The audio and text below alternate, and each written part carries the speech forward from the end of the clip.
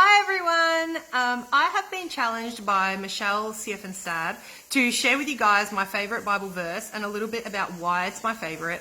I really struggled with this particular challenge because honestly there's so many great verses in the Bible and I just find it really hard to choose. If she was more specific and told me like a specific book, that would have been easier. But I'm going to share with you guys a couple of my favourites, and I'm going to use this as an opportunity to just share some knowledge and some information that maybe some people don't have. So one of my favourite verses of the Bible is actually found in James chapter 1, and sorry if I'm looking down, I'm just reading from my Bible. James chapter 1 and it's verse 12. Blessed is the man who endures temptation, for when he has been approved, he will receive the crown of life, which the Lord has promised to those who love him. I think that's just beautiful. It's such a way for us to stay inspired, to keep enduring all the tough times, the trials and temptations and testings that come our way. I think it's just a great way to encourage us in our walk and in our faith. And then there's pretty much one of my favourite Bible verses of all time. Actually one of the first Bible verses I wrote on my heart, and it's Exodus 14:14.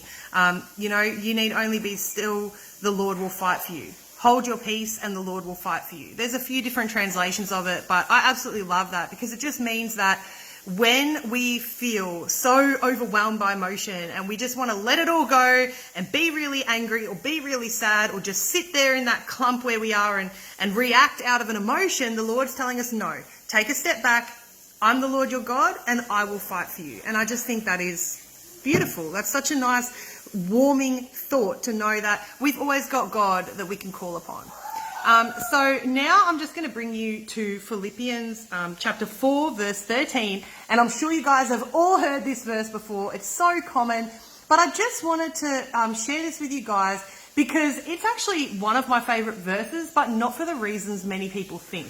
So Philippians 4:13 reads like this.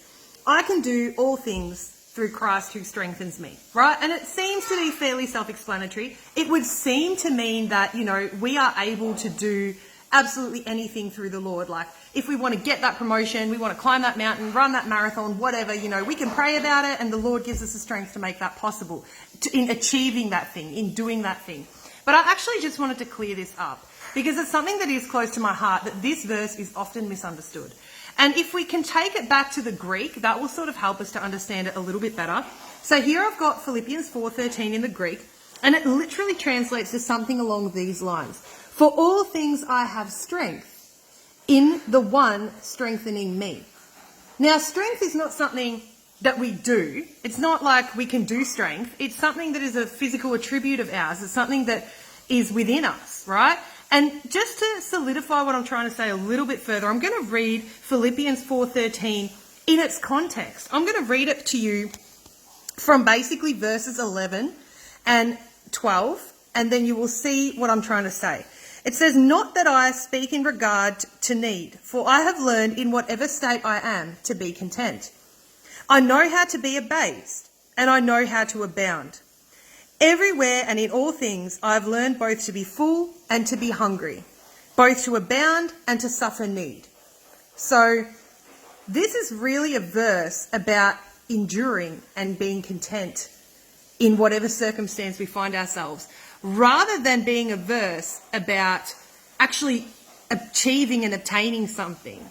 It's about finding endurance and contentment in the present moment, because it's followed up with then, I can do all things through Christ who strengthens me, or as we just read, for in all things I have strength from the one strengthening me.